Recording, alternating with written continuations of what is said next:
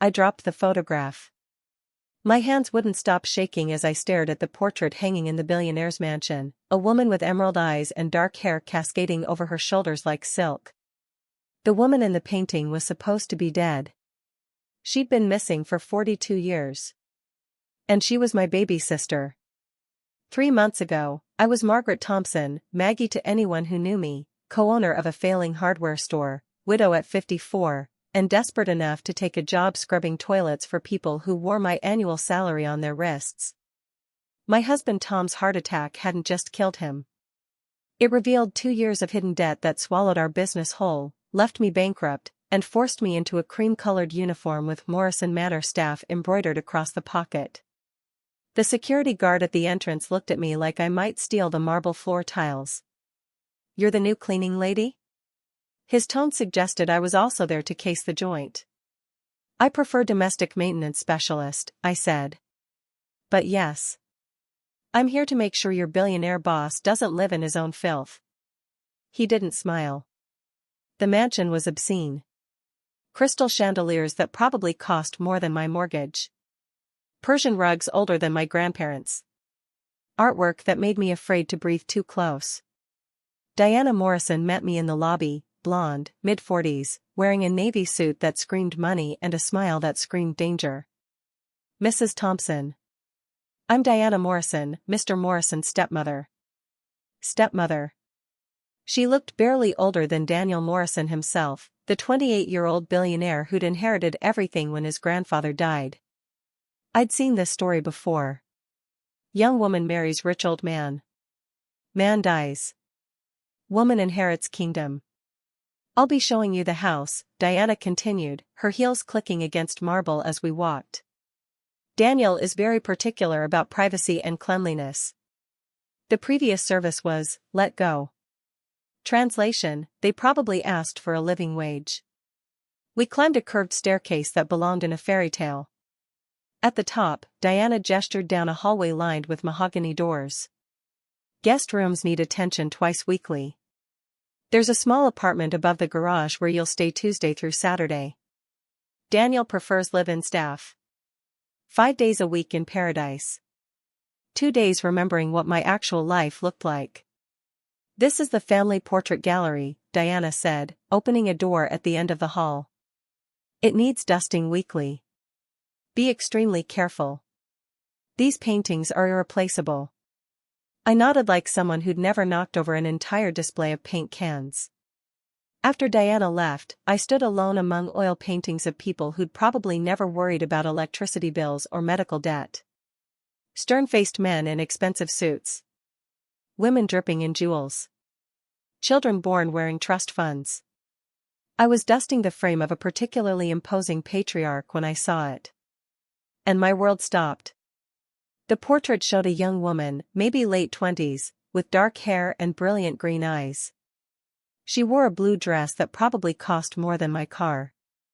Beautiful. Sophisticated. Clearly painted by someone who charged by the brushstroke. But it was her face. Her face that made my hands shake. Her face that made me drop the cleaning cloth. Her face that I'd seen every single day for 12 years before she vanished. I was staring at my sister. Sarah.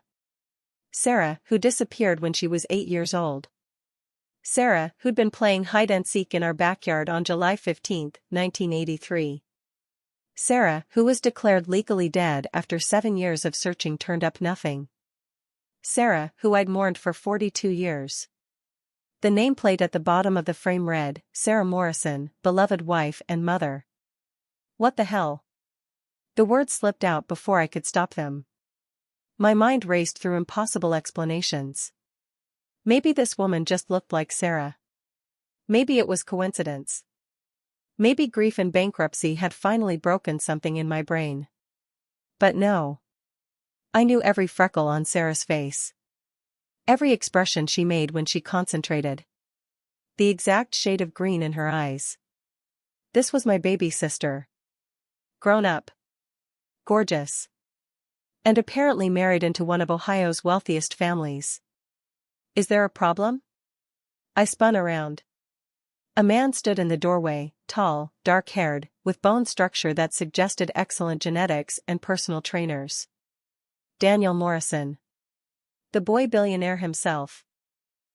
My voice came out as a croak. I was just cleaning the portraits. You're staring at that painting like you've seen a ghost. You have no idea. She's very beautiful, I managed. Your wife. My mother. The word hit me like a freight train. Mother. This man, this stranger who probably bought companies the way normal people bought coffee, was Sarah's son. My nephew. I'm sorry for your loss, I said automatically. His expression darkened. She's not dead. Now I was really confused. But Diana said. Diana says a lot of things. His tone suggested stepmother and stepson weren't exchanging Christmas cards. My mother disappeared 8 years ago. No note. No explanation. She just vanished. 8 years ago. That meant this was the second time Sarah had disappeared from someone's life. That must have been devastating, I said carefully. Daniel studied me with eyes that reminded me unnervingly of Sarah's. You look familiar. Have we met before? My heart hammered against my ribs. I don't think so, sir. Daniel. And yes, you would remember. He stepped closer to the portrait. My mother had a sister once. Before she met my father. She used to tell me stories about her when I was little. What kind of stories? About growing up poor in Cleveland. About a sister who protected her. Who taught her to be brave when their parents fought. His voice softened. She said her sister was the only person who ever made her feel safe. Tears stung my eyes. I had tried so hard to protect Sarah. The night before she disappeared, I'd promised her I'd always keep her safe. I'd failed spectacularly. What was her sister's name? I whispered. Margaret. But everyone called her Maggie. The room tilted sideways. He knew. Somehow, impossibly, my sister had told her son about me. Sir, I need to ask you something. And I know it's going to sound insane. Daniel raised an eyebrow. Try me. I took a deep breath and pointed at the portrait. Why does your mother look exactly like my sister who disappeared 42 years ago? For a moment, Daniel just stared at me. Then he looked at the portrait. Then back at me. And I watched his face go pale. What's your full name? He asked quietly. Margaret Thompson. But everyone calls me Maggie. Daniel sank into a nearby chair like his legs had given out. Oh my God. I think, I said, my voice shaking, we need to have a very long conversation. 20 minutes later, we sat in Daniel's study, a room filled with leather-bound books and furniture that cost more than most people's houses. I was trying to process what he'd told me. My grandfather found her wandering alone near Pittsburgh, Daniel explained. She was 8. Scared. Dirty. Couldn't remember anything about her family. Couldn't remember or wouldn't say? The question came out sharper than I'd intended. Daniel paused. What do you mean? I pulled out my phone, fingers trembling as I scrolled to a photo I always carried. Sarah and me at a carnival. The month before she disappeared. We were sharing cotton candy, both grinning at the camera. Sarah was missing her 2 front teeth. This is my sister. Sarah Thompson. She disappeared from our backyard in Cleveland on July 15, 1983. She was 8 years old. Daniel stared at the photo for a long time. The resemblance is identical. Because it's the same person. I watched his face carefully. Your grandfather didn't find a lost child, Daniel. He took my sister. That's impossible. But his voice wavered. My grandfather was a good man. He wouldn't. Wouldn't what? Wouldn't steal a child and raise her as his own? I kept my voice gentle but firm. Look at the dates. Look at the photo. Look at your mother's face. Daniel was quiet for several minutes, processing. She used to have nightmares, he finally said. When I was growing up. She'd wake up screaming about someone named Maggie. My heart broke all over again. She was looking for me. Dad always said they were just anxiety dreams. That she was fragile. That we needed to protect her from stress. The memories started coming back about 10 years ago, Daniel continued. She began asking questions. About her childhood. Where she came from. Who she really was. What happened? Dad got defensive. Said the past didn't matter. That we were her real family now. His jaw tightened. What happened 8 years ago? When she disappeared? She hired a private investigator. Daniel stood up abruptly and walked to a wall safe hidden behind a painting. She found out her real last name might have been Thompson. Dad was furious.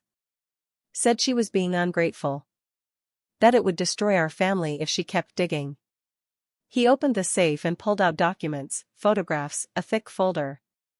Then she vanished. 3 days after the investigator gave her his report. What was in the report? Enough to get him killed. I looked up sharply. What? Car accident. 3 days after Mom disappeared. Police said it was suspicious but couldn't prove anything. A chill ran down my spine. Who else knew about this investigation? Just Mom, the investigator, and Diana. We looked at each other as the implications sank in. Daniel spread the documents across his desk. I saw photographs, me at 17, graduating high school. Our parents at their graves. A recent photo of me standing outside Thompson's Hardware. My sister found me, I whispered. Years ago. But something stopped her from making contact. Look at this. Daniel handed me the private investigator's report. It detailed everything. Sarah's kidnapping. The false story about finding her near Pittsburgh. The way James Morrison had paid off officials to create a new identity for her. And at the bottom, a handwritten note in Sarah's writing. My sister Maggie. I need to find her. I need to tell her I'm alive. I need to. The sentence ended mid-thought. As if she'd been interrupted. Daniel, I said quietly. I think your mother might be in serious danger. The next morning, I was elbow-deep in bathroom tiles when Diana appeared in the doorway. Mrs. Thompson. I need to speak with you. Her tone suggested I was about to be fired, arrested, or possibly both. I straightened up, still holding my scrub brush. Of course, Miss Morrison. I understand you've been asking questions. About family matters. News traveled fast in Billionaire mansions. Daniel was showing me the portrait gallery. I was curious about the paintings. Curiosity, Diana said, stepping into the bathroom and effectively trapping me, is dangerous in this house. I'm just here to clean, ma'am. Are you? Her smile was arctic. Because I've done some checking on you. Margaret Thompson. Hardware store owner from Cleveland. Recently widowed. Recently bankrupted. Recently desperate. Each word felt like a slap. I don't understand what you're getting at. I think you do. Diana moved closer. You're here under false pretenses, aren't you? This isn't about needing work. This is about Sarah. My blood turned to ice. I don't know what you mean. Drop the act. Diana's mask slipped, revealing something cold underneath. You're her sister. Did you really think you could waltz in here and start asking questions without me noticing? I set down the scrub brush and faced her squarely. And what if I am? Then you need to understand something very clearly. Diana lowered her voice. Sarah is gone. She's not coming back. And if you're smart, you'll stop digging into things that don't concern you. Where is she? Diana laughed, but there was no humor in it. Dead, for all I care. She was nothing but trouble from the day James brought her home. James kidnapped an 8-year-old child. James saved her from a life of poverty and neglect. Diana's composure cracked slightly. He gave her everything. Education. Opportunities. Luxury. And how did she repay him? By hiring investigators. By trying to destroy his reputation. By trying to find her real family. Her real family was here. Diana's voice rose. We were all she needed. But it was never enough for precious Sarah. She always wanted more. She deserved the truth. The truth? Diana's eyes flashed. The truth is that Sarah was ungrateful and selfish. James loved her like his own daughter, and she threw it back in his face. By wanting to know where she came from? By threatening to go public with her theories about being kidnapped? I watched Diana's face carefully. Do you have any idea what that would have done to James's reputation? To his business? So that's it. Sarah didn't just disappear. She was silenced. To protect the Morrison family name. Where is she, Diana? I told you. Dead. But you don't know for sure, do you? I stepped closer. Because if you knew for certain, you wouldn't be so worried about me being here. Diana's eyes narrowed dangerously. You're playing a very dangerous game, Mrs. Thompson. And you're threatening me. I'm giving you friendly advice.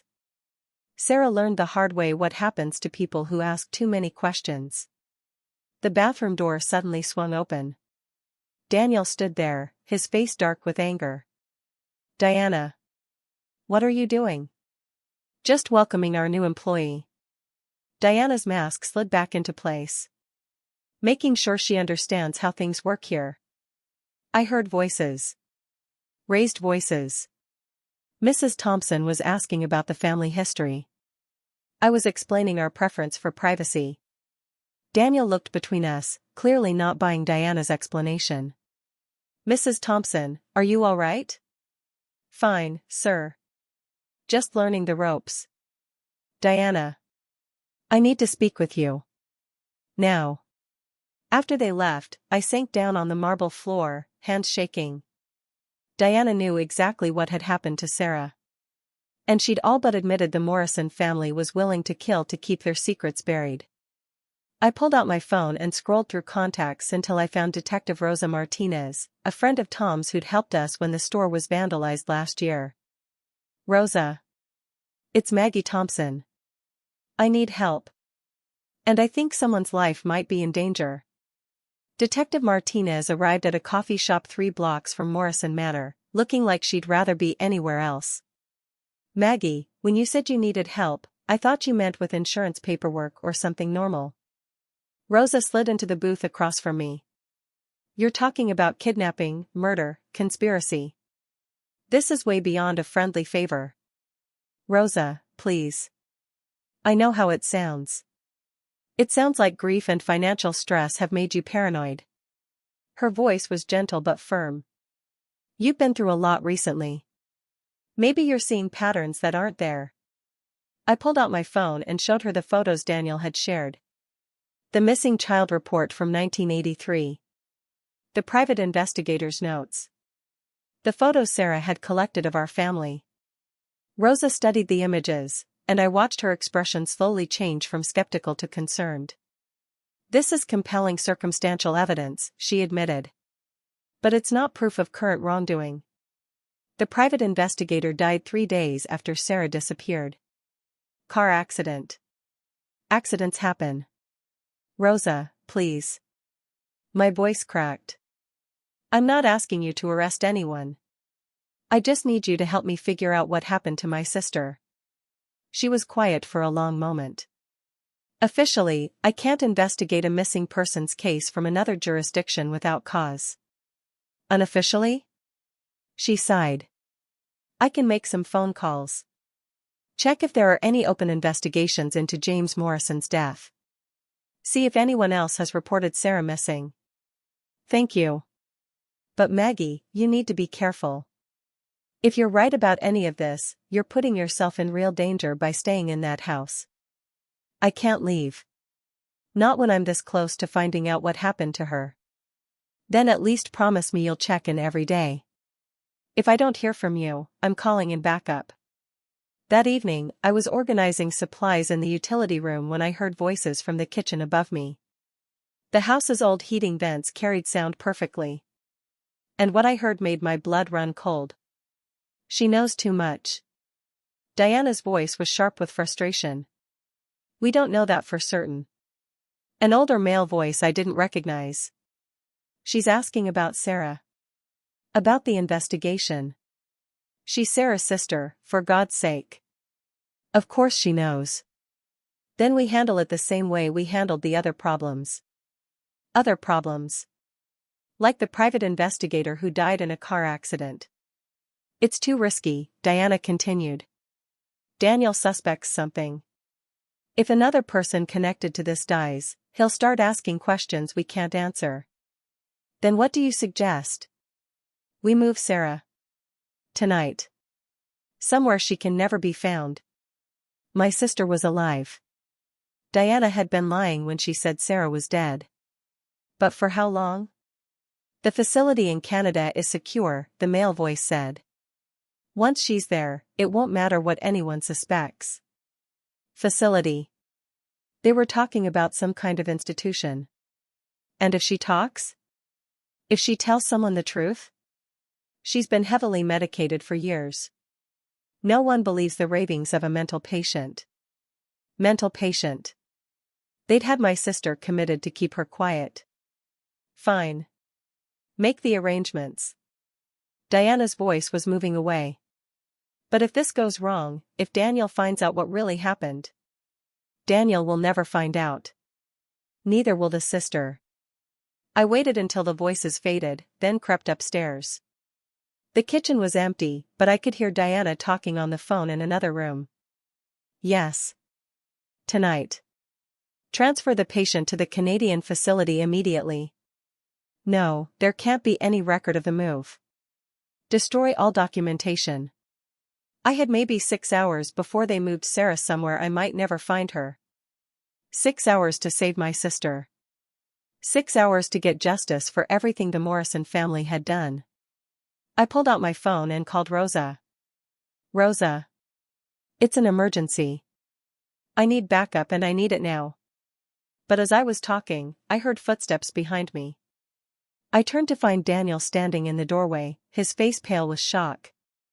I heard everything, he whispered. My God, Maggie. What have they done to her? Daniel grabbed my arm, his eyes wild with panic and rage.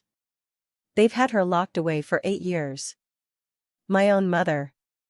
His voice cracked. All those times I wondered if she was dead, and she was just trapped. Daniel, we need to stay calm, I whispered, glancing toward the hallway where Diana might return. If they suspect we know. Calm? He released me, running his hands through his hair. They've been drugging her. Keeping her prisoner. And I've been living here like nothing happened. The sound of Diana's heels clicking on marble echoed from the foyer. Daniel straightened immediately, schooling his features into casual indifference, a skill he'd clearly learned living with vipers. Mrs. Thompson, everything all right? Diana appeared, her predator's radar finally tuned in. Just discussing tomorrow's schedule, Daniel replied smoothly. I need the library cleaned early. Business meeting at 10. Diana's eyes narrowed slightly, but she nodded. Of course. Mrs. Thompson, you should retire early tonight. Long day tomorrow. Translation, stay in your room and mind your business while we destroy evidence and relocate your sister. Yes, ma'am. Good night. In my small room above the garage, I paced like a caged animal. Every minute that passed was another minute closer to losing Sarah forever. I'd already lost her once. I wouldn't let it happen again. A soft knock on my door made me freeze. Mrs. Thompson. It's Daniel. I opened the door to find him holding a manila folder. I went through Dad's office. Found this hidden in his safe. The folder contained medical records from Pinehaven Private Treatment Facility, 2 hours north of Cleveland. Sarah Morrison. Patient hashtag M447-1.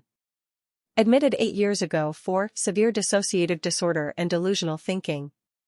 Treatment included heavy sedation and isolation therapy. Isolation therapy? I muttered, hands shaking with rage. They've been torturing her. There are financial records too. Daniel's jaw was tight. Dad's been paying them $200,000 a year to keep her quiet. And Diana's been in charge of those payments since your father died. Daniel nodded grimly. She has power of attorney over all Dad's medical decisions. Legally, she can authorize Sarah's transfer anywhere she wants. Not if Sarah's competent to make her own decisions. After 8 years of drugs and isolation, Maggie, we don't know what state she's in. I stared at the medical records, noting the medications they'd been forcing on my sister. Antipsychotics. Mood stabilizers. Sedatives. Enough chemicals to keep an elephant docile. We're getting her out tonight. How? Even if we reach the facility, Diana's already arranged the transfer. By the time we get there, Sarah could be on her way to Canada. Then we intercept the transport. Daniel stared at me. You're talking about kidnapping. I'm talking about rescuing my sister from people who've held her prisoner for 8 years. My phone buzzed. Rosa. Maggie, I made some calls. Pinehaven has a reputation for taking patients that families want to disappear. No questions asked. Minimal oversight.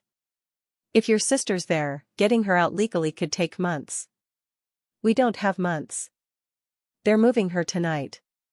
Then we do this carefully. I'm bringing 2 officers and an ambulance. If she needs medical attention after what they've done. Rosa, there's something else.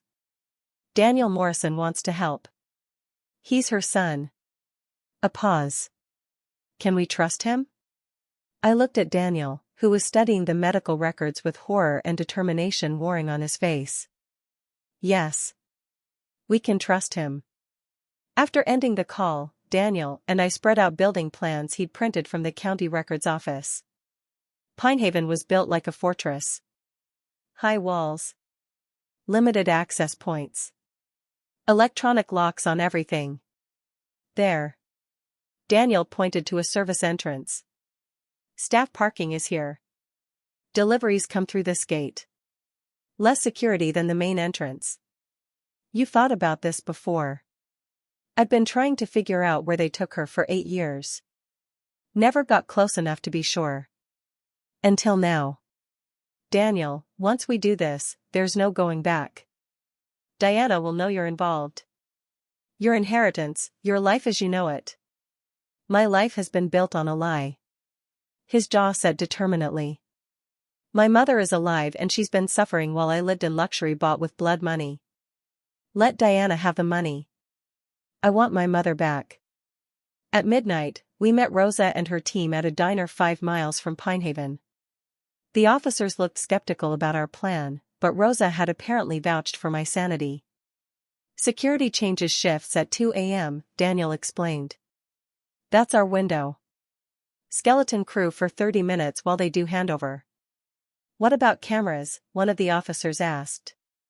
I can loop the feed from the security office. Daniel pulled out his laptop. Dad invested in the facility years ago. I have administrative access to their systems. Rosa raised an eyebrow. Convenient. Dad liked to keep tabs on his investments. Especially ones holding family secrets. The service entrance to Pinehaven looked like something from a horror movie. High concrete walls topped with razor wire. Security cameras every 20 feet. Floodlights that could illuminate a football stadium. Cheerful place, I muttered, pulling on the scrubs Rosa had provided. Really screams healing environment. Daniel was already working on his laptop, fingers flying over the keyboard. Security systems older than I expected. Good news for us. How is outdated security good news? Easier to hack. His screen filled with camera feeds. Got it. I can give us a 20-minute blind spot. Rosa checked her weapon for the 3rd time. Remember, we go in quiet. Find Sarah Thompson Morrison. Get out. No heroics. No confrontations with staff unless absolutely necessary. What if she doesn't remember me? The question had been eating at me for hours. 8 years of drugs and isolation, what if she doesn't know who I am? Then we remind her, Daniel said quietly. Whatever it takes. At 2:15 a.m., we moved. The service entrance yielded to Rosa's lockpicks faster than I'd expected. Inside, Pinehaven was worse than the outside suggested. Sterile white halls lit by harsh fluorescent bulbs. The smell of disinfectant couldn't quite cover underlying odors of human misery and pharmaceutical desperation. Patient rooms are on the 3rd floor, Daniel whispered, consulting building plans on his phone. Sarah's in room 347. We climbed the stairs in silence, every footstep echoing like gunshots in my ears. At the 3rd floor landing, Rosa held up a hand. 2 nurses at the station. They look awake. Through the door's window, I could see them, one filing paperwork, the other reading a magazine. Both within sight of the elevator and main hallway.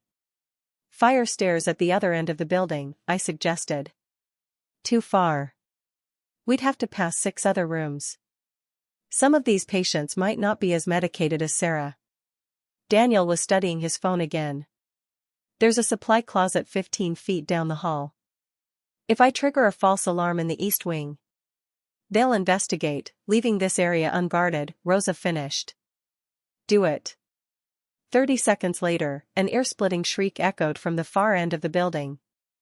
Both nurses grabbed flashlights and hurried toward the sound, leaving their station unmanned. We moved quickly down the hallway, passing doors marked with numbers and names that represented someone's broken child, lost parent, discarded family member. Room 343. 345, 347. The door was locked, but Rosa made quick work of it. Inside, my heart nearly stopped. A small figure lay on a narrow bed, so thin and pale I almost didn't recognize her. Sarah's beautiful dark hair had been shorn short. Her face was gaunt, aged beyond her actual 46 years. But it was her. My baby sister. Sarah, I whispered, approaching the bed slowly. Her eyes opened, unfocused, glazed from medication. She looked at me without recognition. Then at Daniel. Then back to me. Time for pills, she asked in a voice like broken glass. No, sweetheart. No more pills. I sat on the edge of the bed, my heart breaking. Sarah, it's me. It's Maggie. Something flickered in her eyes. Maggie's dead. They told me Maggie died in a car accident. The cruelty of it hit me like a physical blow. They'd told her I was dead to prevent her from hoping. From trying to reach out. I'm not dead, Sarah. I'm here. I found you. You're not real. She turned her face away. Nothing's real anymore. Daniel stepped forward, his voice gentle. Mom.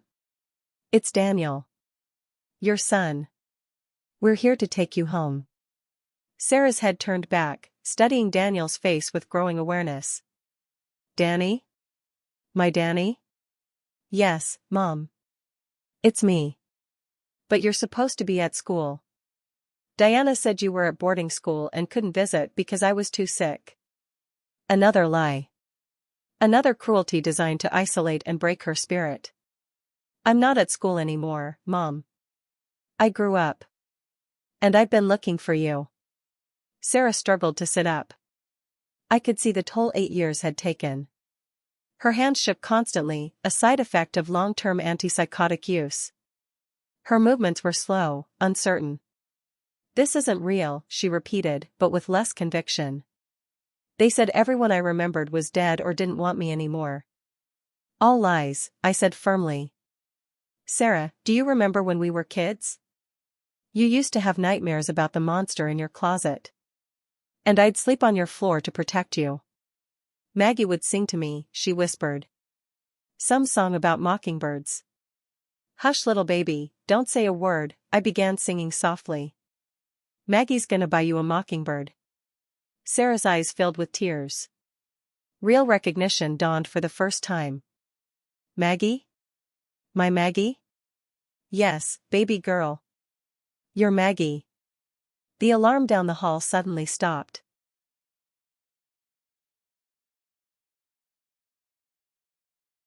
We heard voices approaching. Time to go, Rosa said urgently. But as we helped Sarah stand, her legs buckled. 8 years of sedation and minimal movement had left her weak as a kitten. Can you walk? Daniel asked. I don't know. Footsteps echoed in the hallway, getting closer. Wheelchair, Rosa said, grabbing one from the corner of the room. As Daniel lifted his mother, Sarah looked at me with sudden panic. Maggie, they'll hurt you if they find you here. Diana said terrible things would happen to anyone who tried to help me. Let me worry about Diana, I said grimly. We'd made it halfway to the fire exit when the lights blazed on and a voice boomed through the intercom. Security breach in Sector 7. All units respond immediately. The fire alarm doors slammed shut with an electronic click that meant business. Well, that's not good, I observed, watching Daniel frantically swipe his access card against the reader. Please tell me you have a plan B. Working on it, he muttered, fingers flying over his phone. The system's in lockdown mode. I need to find another way to. Heavy footsteps thundered up the main stairwell. 3 security guards and what looked like an orderly were heading straight for us. Rosa drew her weapon. Police. Stay where you are. The guards hesitated, but the orderly, a massive man who probably bench-pressed patients for fun, kept coming. You can't take her, he growled. Dr. Hricks's orders. She's dangerous to herself and others. Dr. Hricks can discuss that with my lawyers, Daniel snapped. That's my mother and she's leaving with us. Not without proper discharge paperwork. Sarah, who'd been silent in the wheelchair, suddenly spoke up. Marcus? She was looking at the orderly with something approaching recognition. Marcus, you told me Danny was dead. The big man's face reddened. Sarah, you're confused. The medications make you remember things wrong. No. Her voice was getting stronger now. You said my son died in a car accident when he was 16. You said that's why I had to stay here, because I had no family left. Marcus glanced nervously at the security guards. She's delusional. Dr. Hricks can explain. Where is Dr. Hricks? Rosa demanded.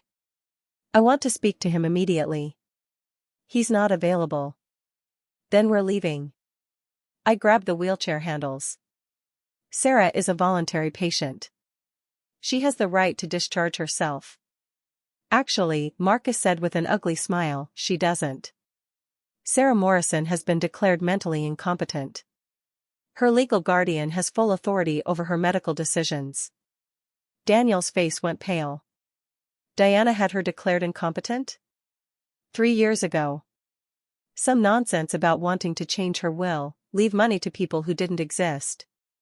Dr. Hricks testified she was suffering from severe delusional thinking. The pieces clicked together with sickening clarity. Diana hadn't just wanted Sarah silenced. She'd wanted her legally erased. With Sarah declared incompetent, Diana could control her medical care, her finances, even her life or death decisions. You have 30 seconds to move, Rosa said, her weapon trained on Marcus. Then I start arresting people for unlawful imprisonment. You don't have jurisdiction here, one of the security guards said. This is a private facility. I have jurisdiction wherever someone's being held against their will. The standoff stretched taut as wire. Then Daniel's phone rang. He glanced at the screen and his face went white. It's Diana. Don't answer it, I said.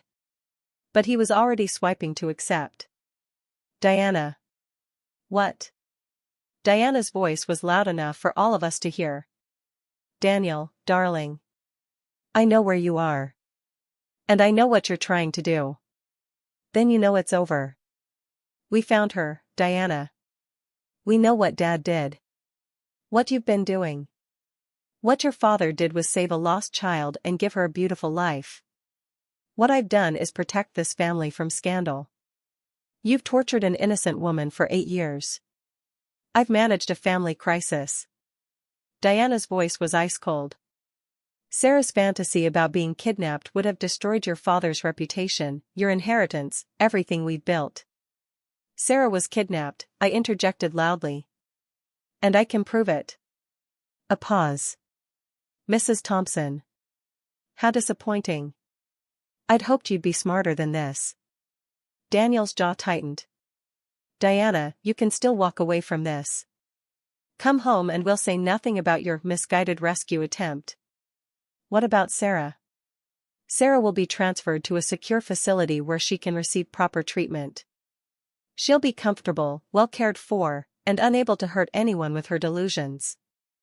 "You mean unable to tell the truth?"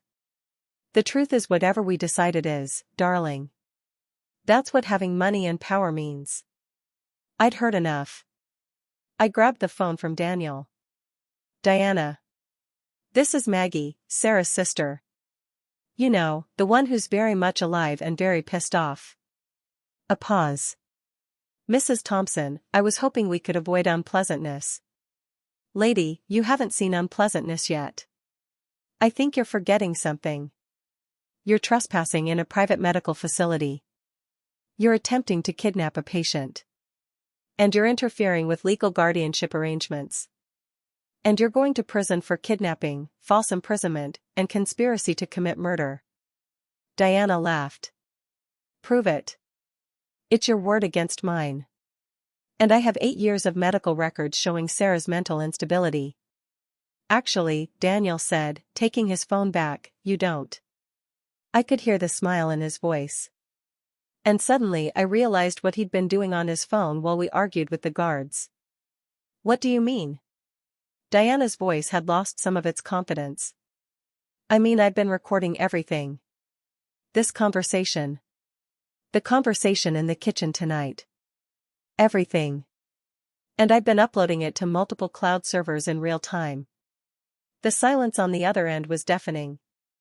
"Oh," Daniel continued cheerfully, "and I sent copies to my lawyer, the Cleveland Plain Dealer, and Channel 5 News.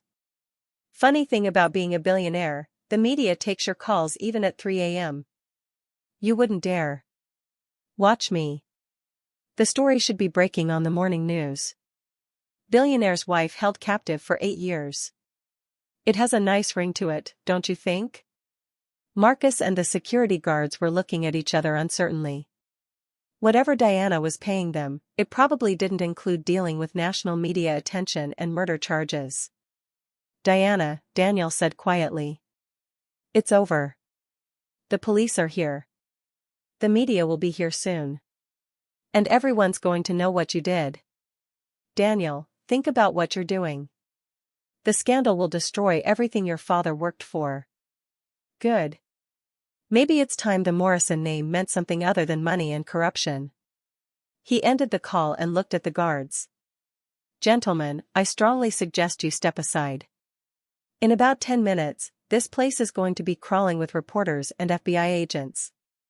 "FBI?" Marcus squeaked. "Kidnapping across state lines is a federal crime," Rosa explained helpfully. "So is conspiracy to commit murder. So is holding someone against their will for financial gain." The guards looked at each other. Then at Marcus. Then at us. Slowly, they stepped aside. "Smart choice," I said, pushing Sarah's wheelchair toward the now unlocked fire exit. But as we reached the door, Sarah grabbed my hand. "Maggie," she whispered.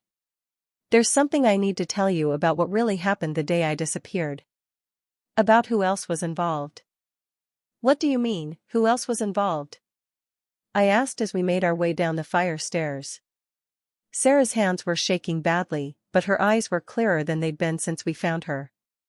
"James didn't work alone. He couldn't have. Someone had to tell him about our family. About where we lived. When our parents would be distracted." Rosa stopped on the landing. "Sarah, take your time. Tell us what you remember. That day when I was hiding in the backyard." Sarah's voice was barely a whisper. Someone called Mom into the house.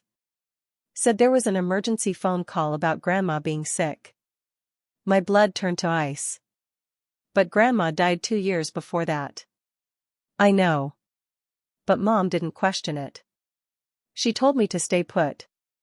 That she'd be right back. Sarah closed her eyes. And then a man came to the fence.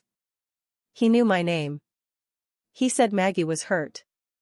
That she was in a car at the hospital and was asking for me. My father? Daniel asked quietly. No. This man was younger. Dark hair. He said he was a friend of the family. That Maggie was crying for me and we had to hurry. And you went with him. I was 8 years old and scared my sister was dying. Of course I went with him. Sarah looked at me with tears in her eyes. I kept asking where you were. He kept promising I'd see you soon. Who made the phone call to Mom? Rosa asked. The one about Grandma being sick. That's what I figured out years later. When I started remembering. Sarah's voice cracked. The voice on the phone was a woman. Mom mentioned it to Dad later. Said something about how the woman knew details about Grandma's medical history that only family would know. Someone who knew our family well enough to trick Mom. Someone who knew when Dad would be at work. When I'd be at soccer practice. When Mom would be home alone with just you. Someone local, I said grimly. More than that. Someone Mom trusted enough to leave me unattended based on their word. We'd reached the ground floor. Rosa cautiously opened the door to the parking lot. All clear. Sarah, I said as we moved toward our cars. Do you remember anything else about this woman? Did Mom ever mention who called?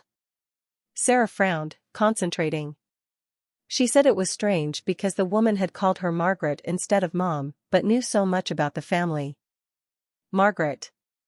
Only a few people outside immediate family called our mother by her full name. Teachers. Doctors. Church members. The church, I breathed. Mom was very active in church. The women's auxiliary. The planning committee. They all called each other by their formal names. Rosa was already taking notes. So we're looking for a woman connected to your family's church. Someone who knew your routines, your family history, and had enough influence to convince a mother to leave her child unattended. But why? Daniel asked. Why would someone from your church help kidnap Sarah? Money, Sarah said simply. James paid them. He had to have. This wasn't random. It was planned. Coordinated. Professional. How much would someone take to help kidnap a child? Sarah's laugh was bitter. You'd be surprised what people will do for money. Especially people who think they'll never get caught. As we reached our cars, Rosa's radio crackled to life. Martinez, what's your status? Package secured. En route. Situation under control. Copy that. Be advised, we have federal agents requesting updates on the Morrison case. Looks like this is going bigger than expected. Sarah looked at Daniel with concern. Are you ready for this? Once the story breaks, your life is going to change completely. It already has, Daniel said. 8 years too late, but it has. The Morrison family will come after you with everything they have. Lawyers. Private investigators. Character assassination. They'll say you're mentally unstable. That you're being manipulated. Let them try. I have resources too. And I have something they don't. What's that? The truth. As we drove away from Pinehaven, I watched the building shrink in my mirrors. 42 years after losing my sister, I'd found her. But finding her and saving her were two different things. Maggie. Sarah's voice was small from the back seat. What if I can't get better? What if 8 years of drugs and isolation have damaged me permanently? I reached back and took her hand. Then we'll deal with that together. But Sarah, you're stronger than they think. You survived 8 years of hell and still remembered who you were. Still remembered me. That's not damage. That's proof of how strong you really are. I want to go home. Where's home for you? She was quiet for a long moment. I don't know anymore. The house I grew up in with James is full of lies. The house we lived in as children is gone. I don't know where I belong. You belong wherever you're loved, Daniel said from the front seat. And you're loved by me and by Maggie. Everything else we can figure out. My phone rang. Rosa. Maggie, we have a problem. Pinehaven is claiming Sarah was taken against her will by armed intruders. They're filing kidnapping charges against all of us. On whose authority? Diana Morrison's. She's claiming we've kidnapped a mentally incompetent woman and interfered with her medical treatment. What about the recordings Daniel made? They'll help. But Diana's lawyers are arguing that Sarah was coerced into those statements while under emotional duress. I looked at Sarah in the rearview mirror. After everything she'd been through, she was about to be dragged through a legal nightmare that could last years. Rosa, what do we need to prove Sarah's competence? Independent psychiatric evaluation. Evidence that she's been held against her will. And proof that Diana's guardianship was obtained fraudulently. How long will that take? Months. Maybe years. We don't have months. Diana will have Sarah back in an institution within days. Then we need to find proof of the original conspiracy. The woman who made the phone call. Evidence of payment. Something that shows this was a planned kidnapping from the beginning. I thought about what Sarah had remembered. A woman from our church. Someone who knew our family well enough to manipulate Mom. Sarah, what was the name of our church? The one Mom was so active in. St. Matthew's Lutheran. Why? Because, I said, making a U-turn, we're about to pay some very old friends a visit. St. Matthew's Lutheran Church looked exactly the same as it had 43 years ago. Same red brick.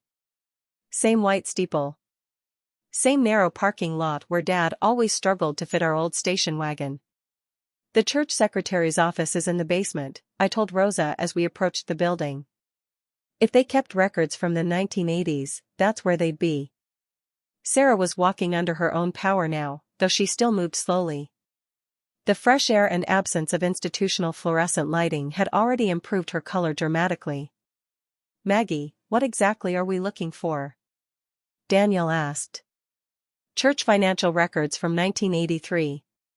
If someone was paid to help with Sarah's kidnapping, there might be a record of unusual deposits or expenditures around that time.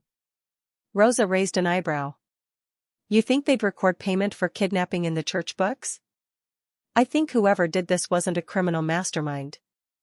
They were probably a normal person who got in over their head. Made mistakes.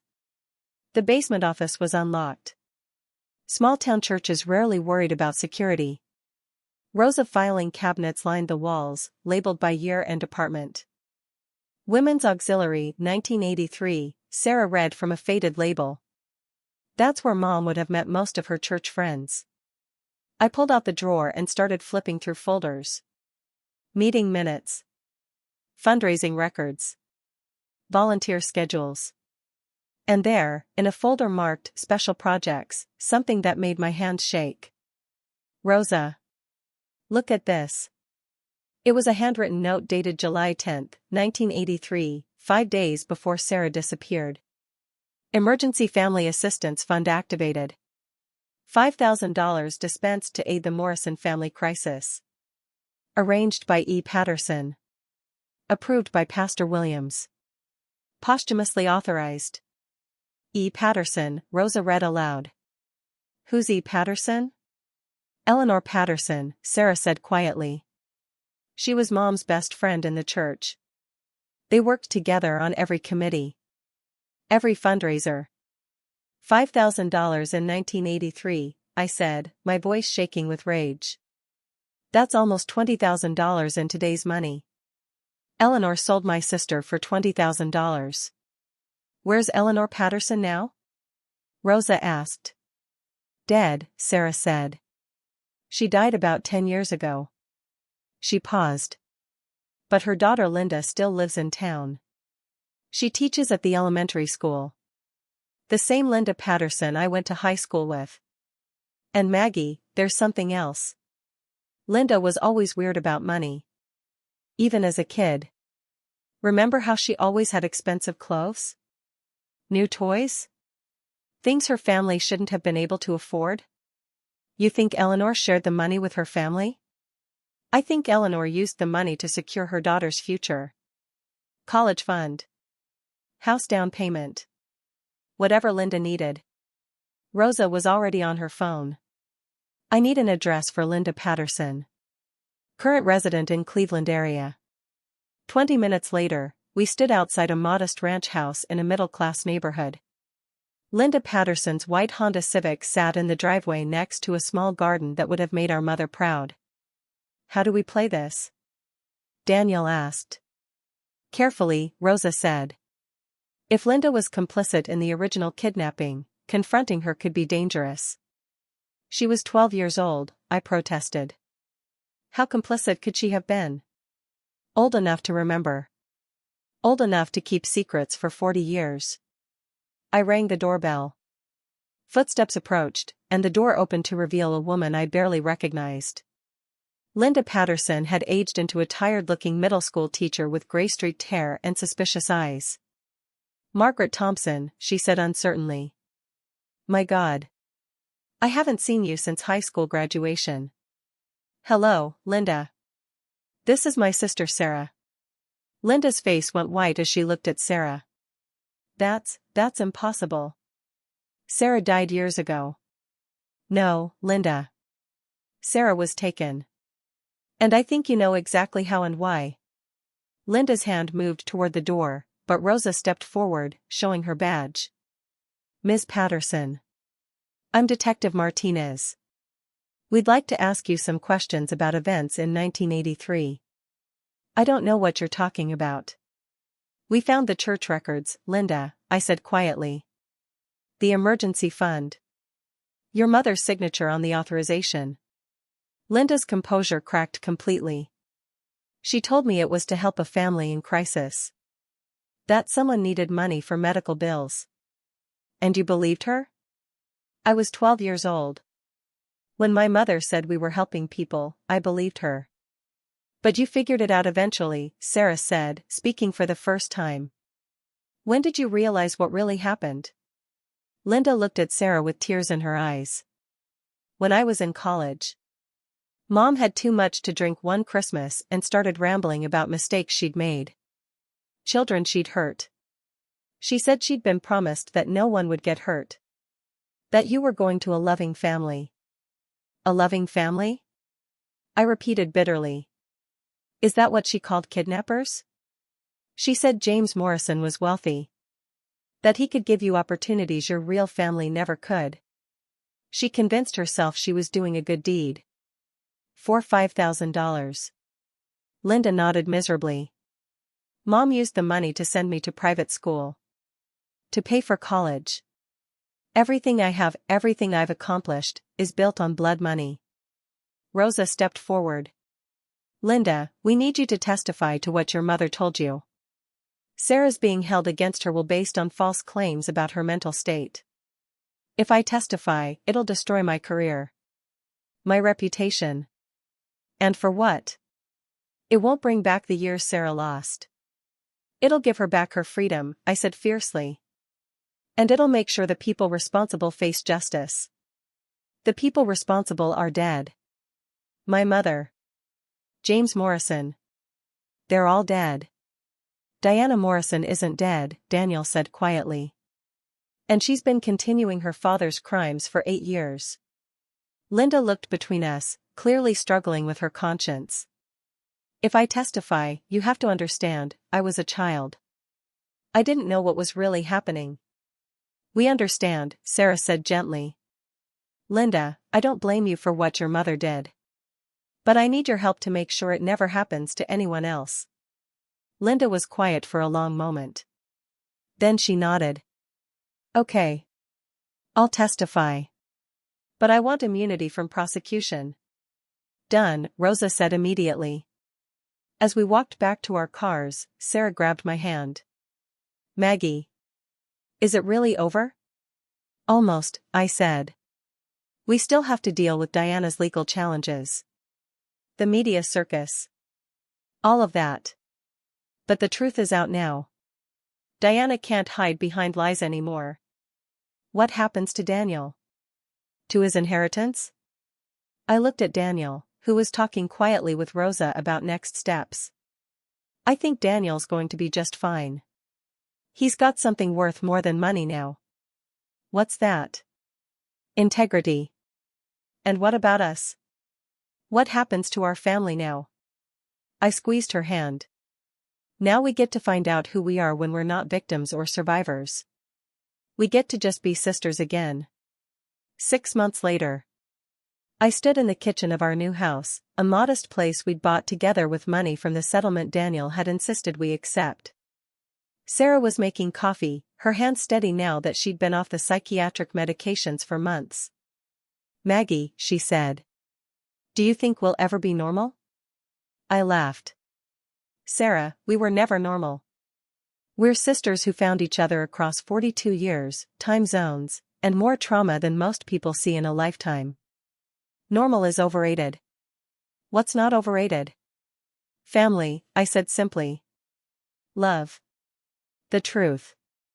Those things are priceless. She smiled, the first real smile I'd seen from her since we were children. Maggie? Yeah? Thank you for never giving up on me. Thank you for staying alive long enough for me to find you. Outside, Daniel's car pulled into the driveway. He came for dinner every Sunday now, a tradition we'd started to rebuild the family bonds that lies and money had nearly destroyed. Aunt Maggie, he called out as he came through the door. Mom. Something amazing happened today. What's that? Sarah asked, hugging her son. The Morrison Foundation's first shelter for missing children opened this morning. 40 beds. Fully staffed. State-of-the-art facilities. His smile was radiant. It's called Sarah's house. I felt tears prick my eyes. From hardware store owner to kidnapping victim's sister to billionaire's aunt to survivor, my life had taken turns I never could have imagined. But sitting in this kitchen with my sister and nephew, all of us free and safe and together, I realized something important. Sometimes the best revenge isn't revenge at all. Sometimes it's just living well. And we were finally, truly living.